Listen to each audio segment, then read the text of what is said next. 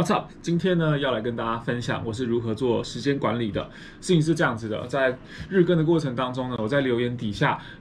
会收到蛮多则是询问我到底是怎么做时间管理的，怎么看起来可以做好多事情，甚至现在可以经营一个日更的频道。我不敢说我是一个时间管理的专家，因为我自己认为我还是有很多时间是浪费掉的啊，耍废的啊。不过可能比起一般上班族或者是我的一些同辈朋友们，我的确时间过得还蛮丰富的。就简单举个例，我要经营阿弟英文的频道，也要顾弟妹的频道，要每个月出一本56页的杂志，有额外现在在进行的3个创业，还有现在有这个日更的频道。所以今天呢，既然大家说想要听我这一块经验的分享，我就来跟大家分享我自己在过去这2-3年来是怎么样做时间管理的，跟怎么样去把我的各项繁杂的工作排入到每一天的行程当中。好，那我们在开始之前呢，我想要先讲2个我认为在时间管理上面很重要的原则。第一个叫做我没有时间，这个是大家通常在受到一个邀约的时候，会讲的一个借口，不能说借口，一个说法。就是我没有时间，但是呢，人绝对是有时间的。你每一天的24个小时，1440分钟，是1440分钟吗？我刚刚网络上查的。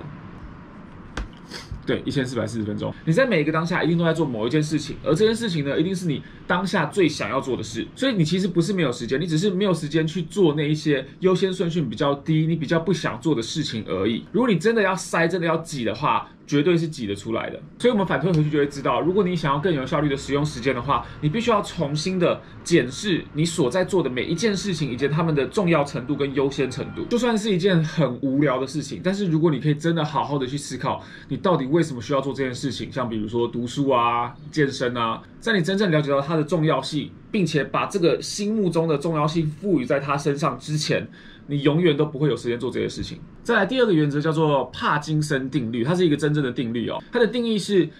你的工作会永远膨胀到它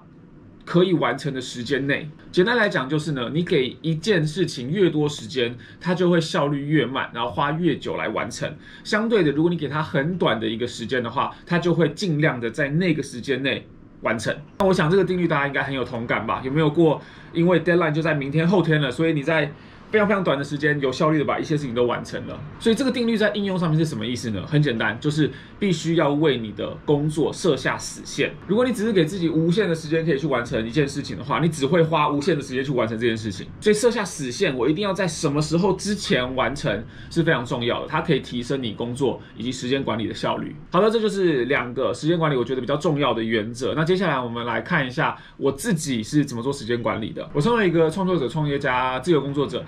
我的工作项目真的算是蛮繁杂的，所以我必须要有一个逻辑，有一个系统去把它们安排在一起，我的每一天才可以让我把全部事情都确保有做完。所以我自己用的记录系统是一个线上线下这个组合的双核心的记录方式。线上的部分呢，我就是使用 Google Calendar 去标定说一些比较重要的、比较大段的时程。线下的话，则是我的笔记本，我会记录一些比较小的并且是我还是必须要去做的，算是一个 to do list。好，那接下来我带大家看一看，实际上它们长什么样子。这就是我 Google Calendar 2019年的11月长的样子啊，非常的密密麻麻的。我现在真的超级仰赖这个软体啊，没有它的话，我真的不知道我每一天要做什么。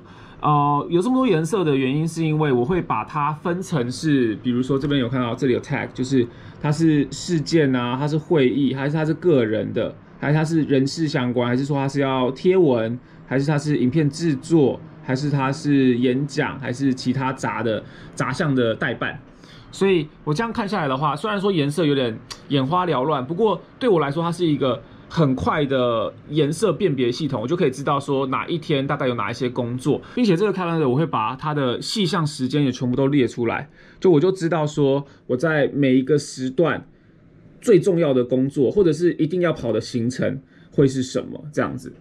所以这样子的一个行事历就可以帮助我了解到每一天我需要做什么事情，也很可以帮助我安排进去时间，意思就是我可以很清楚的看到哪一天有什么空档。那我使用 Google Calendar 其实已经3年了，我刚刚稍微看了一下，这个是我2016年11月，就3年前11月的行程，那时候还蛮空的，基本上都是要上一些影片啊，然后零星的有一些行程这样。那时候也还没有把这么多的行程都放在 Google Calendar 上面。那现在的话，几乎是所有大项目的工作啊，或者是个人时间等等的，都会放在上面，这样我才可以更清楚每一天该做什么。接着我的工作笔记本呢，我会写的是比较小项目的事情，比如说像要买什么东西啊，要跟谁讲什么啊，要联络什么人啊，有时候也会放比较大的事情啊，或者是一些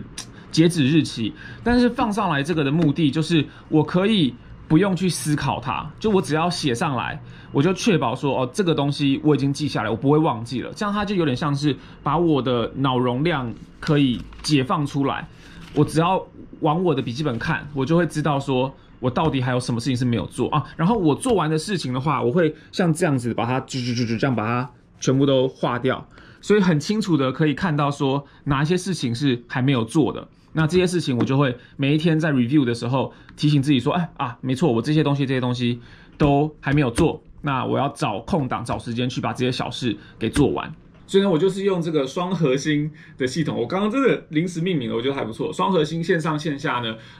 去完成我每一天的工作。那尤其是我觉得 Google Calendar 很好用，是因为它在手机上也有 App， 所以我就算没有电脑，我只要看着我手机的 App， 也都可以很清楚的知道我下一个约在哪里，然后我下一件事情要做什么。那笔记本的话，则是我每一天都会随身带在身边。所以以上就是我如何做我的时间管理，跟把这么多繁杂的工作事项排进到我的每一天当中的。那最后呢，想要鼓励大家去思考一件事情，就是这个叫做放大缩小的原则。今天你去重新的检视你一天的生活，一周的生活。如果你在检视的过程当中发现，我这一天怎么过得这么废，怎么这么没有效率的工作的话，它就是一个改变的时机了。因为如果你不改变，你不主动的去变化的话，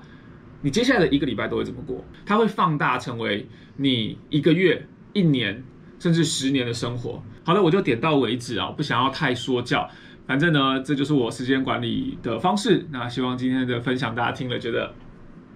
很有趣，我不知道这会不会有趣，反正至少更了解一些我是怎么样运作的吧。好，那今天就差不多到这边咯，我们就明天见，拜。